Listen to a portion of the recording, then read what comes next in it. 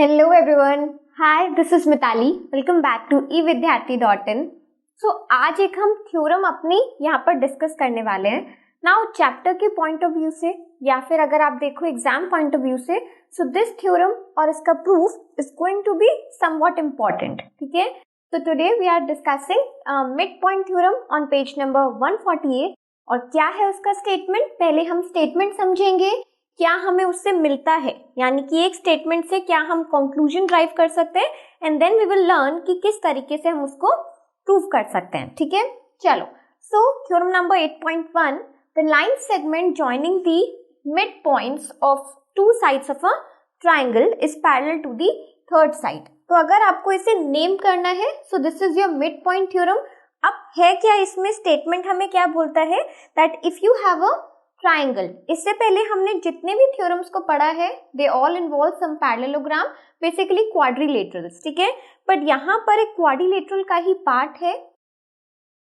अभी मैं इसे किस तरीके से एक पैरेललोग्राम में टर्न करूंगी वो भी आप देखोगे, और हम क्वाड्रिलेटरल चैप्टर में इसका एप्लीकेशन कैसे देखेंगे, also that we are going to learn in our exams, in our questions and examples. But यहाँ पर जो हमें थ्योरम समझनी है that is all about a triangle. ठीक है, सो क्या है, एक ट्राइंगल में अगर हमारे पास कोई भी एक ट्राइंगल है, then we have two mid points of the consecutive sides. जैसे कि मेरे पास ये दोनों एडजॉइनिंग साइड्स हैं, like AC and AB and AC. So I have two mid points. D is the mid point of AB and E is the mid point of AC. ठीक है, now the statement says कि जो भी line in दोनों mid points को join करती है that line is going to be parallel to the third side of the triangle. ठीक है, सो इतना हमें समझ आता है. ऐसा आपने कहा, हो सकता है पॉसिबल है.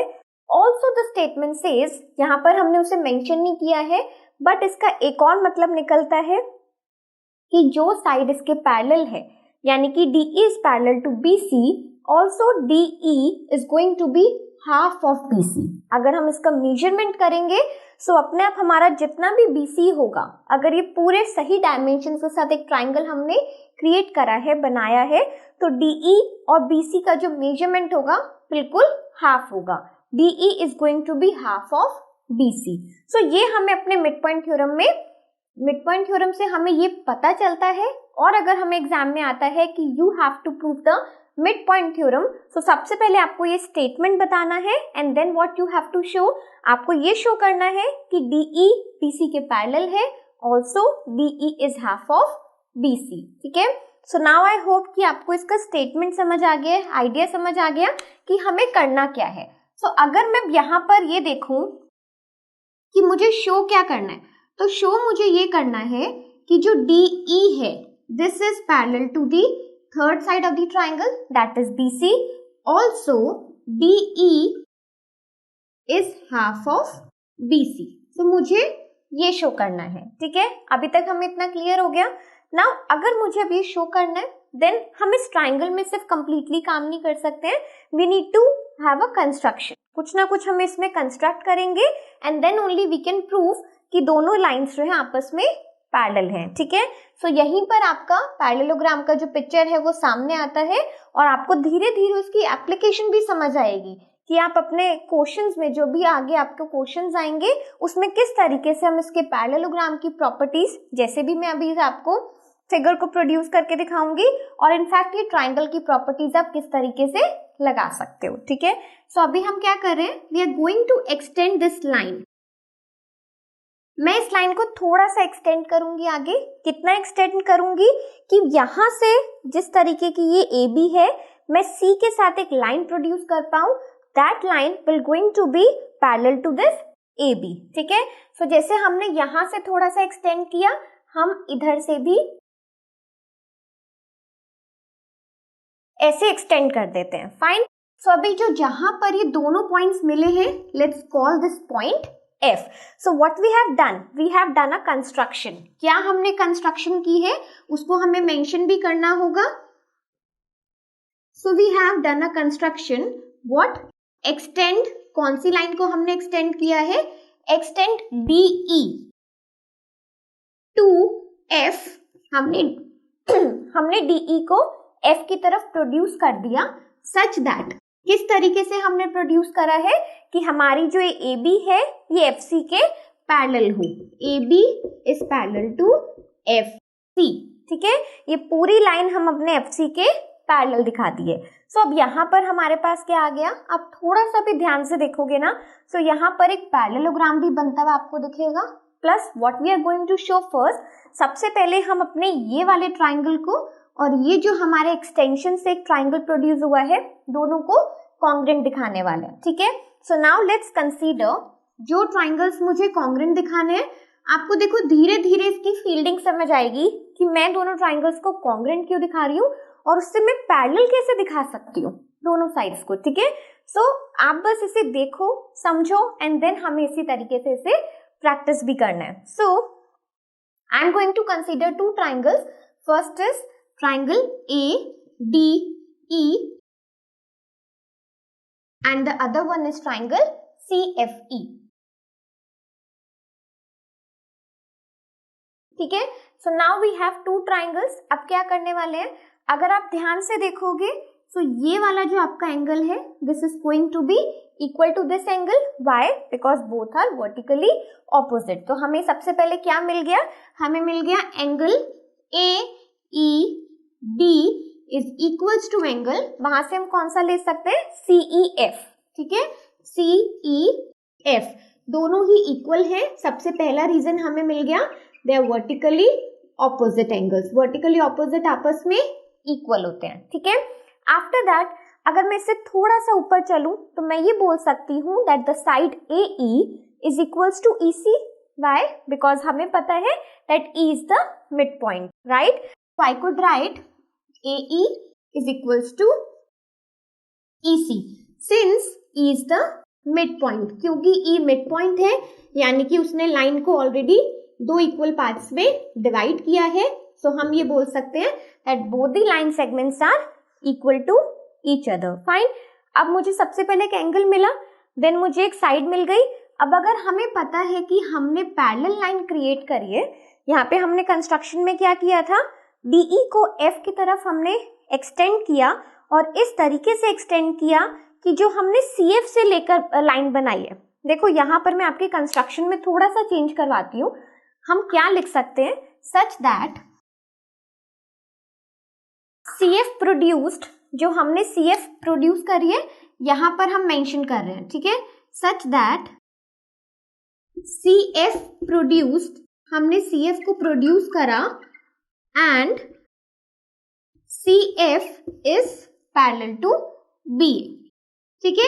AB या BA, मैंने ऑर्डर को फॉलो करा है, CF is parallel to BA। सो आप अपने कंस्ट्रक्शन में ये इस तरीके से लिख सकते हो, ठीक है। वहां से पहले थोड़ा सा क्लियर नहीं था कि हमने भाई प्रोड्यूस तो ये वाली लाइन करी है, तो एकदम हमने इस लाइन की कैसे बात कर दी, इसलिए हमने साथ साथ ये भी लिख दिया कि DE को हमने प्रोड्यूस करा और इस तरीके से प्रोड्यूस करा कि अगर हम CF को वहां से ज्वाइन करेंगे then that line would be parallel to BA, ठीक है। So now this is done.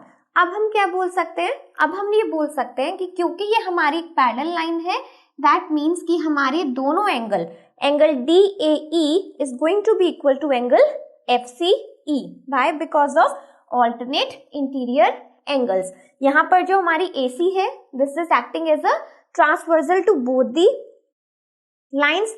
अब हमें पता है अगर AB पैरेलल है CF के, सो हम ये भी तो बोल सकते हैं कि AD पैरेलल है CF के, है ना। चाहे AD बोलो चाहे AB बोलो, बात एक ही है, एंगल मुझे ये मिल ही रहा है। So what can we write, we can write angle DAE is equals to angle FCE, alternate interior angles, ठीक है। सो हमारे पास 3 रीजंस आ गए और तीनों रीजंस कैसे रहे, सबसे पहले एक एंगल मिला, फिर उसके साथ एडजॉइनिंग हमें एक साइड मिली और लास्ट में एक और एंगल मिल गया। That means angle side angle से आई कुड से कि दोनों जो मेरे ट्राइंगल्स हैं जो भी हमने क्रिएट करे हैं, they are congruent to each other, ठीक है। So let's say triangle ADE is congruent to triangle CFE by angle side angle criteria. So angle side angle criteria से हमने अपने दोनों ट्राइंगल्स को कॉन्ग्रेंट दिखा दिया, ठीक है। सो अभी हम मूव करते हैं किस पार्ट की तरफ कि मेरे को कॉन्ग्रेंसी से इसमें फायदा क्या होने वाला है, ठीक है। So up till then if you want to note the part you can also note and then we will start with the further part.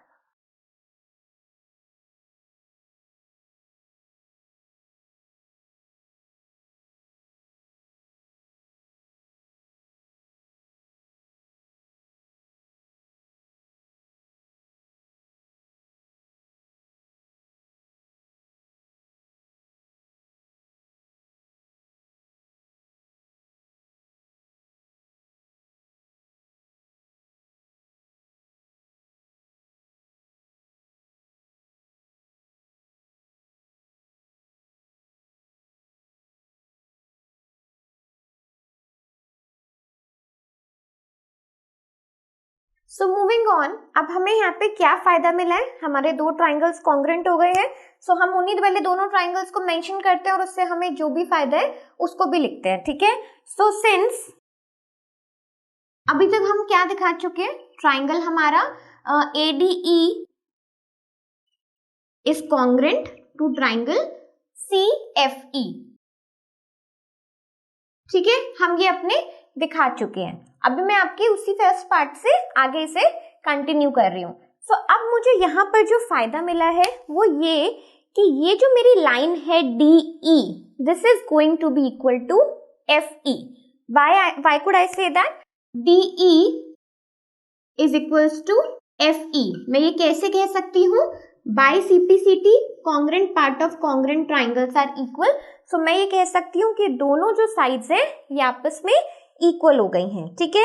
Also what could be से, अच्छा अभी हमें और इसमें ज्यादा रीजंस की जरूरत नहीं पड़ेगी, अगर जरूरत पड़ेगी तो हम अपने क्वेश्चन के साथ साथ उसे देखेंगे, ठीक है। अब देखो हम क्या करने जा रहे हैं। हमें पता है ये जो पूरा साइड है AB, this is parallel to FC। So हम ये भी बोल सकते हैं that DB is parallel to FC, बोल सकते हैं, ठीक है। Also we know that AB is parallel to FC, which implies अगर AB FC के पैरेलल है तो हम ये बोल सकते हैं that DB would be parallel to FC। DB FC के पैरेलल है, ठीक है। अब हमें अपने प्रीवियस ट्राइंगल में एक और पॉइंट मिला था that AD is equals to FC। क्यों बोल सकते हैं? by CPCT दोनों ट्राइंगल्स, ठीक है, and AD is equals to FC by CPCT, ये हमें पता है। ऑल्सो जो AD है आपका वो इक्वल है हमारे DB के, क्यों? Since D is the mid point, D is the mid point. ये तो हमें अपने क्वेश्चन के स्टार्टिंग से ही पता है कि वो मिड पॉइंट है, तो दोनों इक्वल है। सो इन दोनों हम अपने इक्वेशन से, अगर if you want so you can give it two numbers, ठीक है। आपने मैंने 1 और 2 इसे नंबर दे दिया, you can also write in the same way. तो हम ये बोल सकते हैं by 1 and 2, that means by 1 and 2 I can conclude कि हमारा जो FC है वो DB के इक्वल है। FC is equals to DB। अगर मुझे ऑर्डर फॉलो करना है तो मैं ऐसे लिख सकती हूँ DB is equals to FC। So ये मुझे काफी फायदेमंद एक चीज मिली है कि DB जो है FC के इक्वल हो गई, ठीक है। और मुझे पता है कि DB FC के पैरेलल भी है, ये भी हम अपना पहले मेंशन कर चुके हैं। कहाँ पर? AB हमने FC, yes, here we have the point. So DB is parallel to FC। अगर आप चाहते हो तो इसको आप ऐसे कर सकते हो कि हम एक काम करते हैं, इसको हमने कंक्लूजन दिया 1, then name it 2, name it 3। So यहाँ पर बाय 2 and 3 आप लिख सकते हो, बाय 2 and 3 हमने उसे इक्वल दिखा दिया। Now by 1 and by using the fourth part, what can I say? अब मैं 1 और 4 को यूज कर रही हूँ। So by 1 and 4 I can say that हमारी जो DB है, DB is equals to FC, ठीक है। हम डायरेक्टली लिखते हैं 1 and 4 को, हमने 1 and 4 से हमने पैरेलल भी दिखा दिया, इक्वल भी दिखा दिया। सो अगर किसी भी एक क्वाड्रिलेटरल में हमें ये क्वाड्रिलेटरल दिख रहा है कौन सा? BCFD। ऑलरेडी हमें क्वाड्रिलेटरल तो दिख रहा है, इट्स हैविंग 4 साइड्स, सो हमने क्वाड्रिलेटरल में ऑपोजिट साइड्स को पैरेलल और इक्वल दिखा दिया। सो व्हाट कैन वी से? BCFD quad BCFD is a parallelogram. ये क्या है? क्वाड्रिलेटरल एक पैरेललोग्राम है। रीजन क्या देंगे? बिकॉज हम उसकी एक साइड ऑपोजिट और पैरेलल, ऑपोजिट साइड्स इक्वल और पैरेलल दिखा चुके हैं। ठीक है, so now we have reached a point जहां पर अभी तक हमारा काफी काम, इस आधे से ज्यादा इस क्वेश्चन को हम कंप्लीट कर चुके हैं और क्या बोल चुके हैं कि भाई ये वाला जो हमारा फिगर है, अगर इसे ध्यान से देखा जाए तो ये अब आपका एक पैरेललोग्राम है। ठीक है, अब देखो धीरे धीरे आपको ये समझ आ रहा होगा कि पैरेललोग्राम से मुझे क्या फायदा मिलने वाला है। पैरेललोग्राम से मुझे ये फायदा मिलने वाला है कि जो रिलेशन मुझे इस वाली साइड का और BC का चाहिए था, that is now it is easy for me to prove. ठीक है, चलिए सो आगे मूव करते हैं इसमें।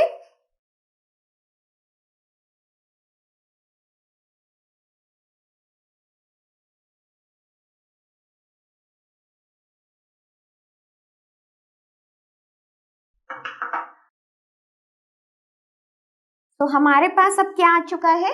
BCF and D is a parallelogram. ये हमारे पास पैरेललोग्राम है। सो हम ये कह सकते हैं इससे कि हमारी जो BC है, this is parallel to DF। BC is parallel to DF and also BC is equals to DF। BC DF के इक्वल भी होगी। अगर हम इसको देखते हैं, सबसे पहले चलो इस पे काम करते हैं। अगर हमारी BC DF के पैरेलल है, सो हम ये बोल सकते हैं कि BC DE के भी पैरेलल होगी। BC is parallel to DE। yes, we want this, तो हमने इसे लिख दिया और इसी की आगे लिखते हैं BC और DF के बाद में रिलेशन है, दोनों को हाफ कर देते हैं। Half of BC is going to be equal to half of DF। ठीक है, अब हाफ ऑफ BC को मुझे नहीं बदलना, I want half of BC, ऐसे का ऐसा ही मुझे चाहिए। बट हाफ ऑफ DF क्या है? हाफ ऑफ DF है DE is equals to DE। Fine, अब देखो यहां से हमें क्या फायदा मिला है। सबसे पहले जो पार्ट मुझे पैरेलल दिखाना था, पैरेलल में दिखा चुकी हूँ। सिमिलरली हमें क्या दिखाना था? DE BC का हाफ है। सो आप देख सकते हो कि मैंने इसको सिमिलरली यहाँ पर भी दिखा दिया। कैसे हम ये बोल सकते हैं? क्योंकि हमने अपने CPCT के रूल से DE और EF को इक्वल दिखाया था। अगर आपको यहाँ पर मेंशन करना है, फॉर सपोज आप पहले इसे मेंशन करना भूल गए हो, so you can write that DE is equals to EF by CPCT। सो हम इसे अभी क्या बोल सकते हैं? That half of BC is equals to DE। So again by point this whole part, हम इस पूरे पार्ट से ये कह सकते हैं that we have proven the mid point theorem which says that if in a triangle there are 2 mid points and a line joining to the mid point will be parallel to the third side of the triangle and also it will be half of the third side.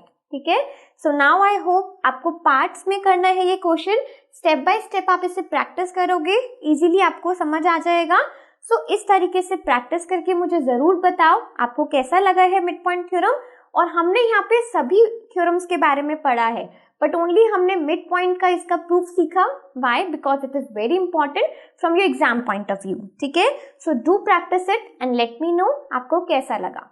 So up till then keep learning, keep watching, bye.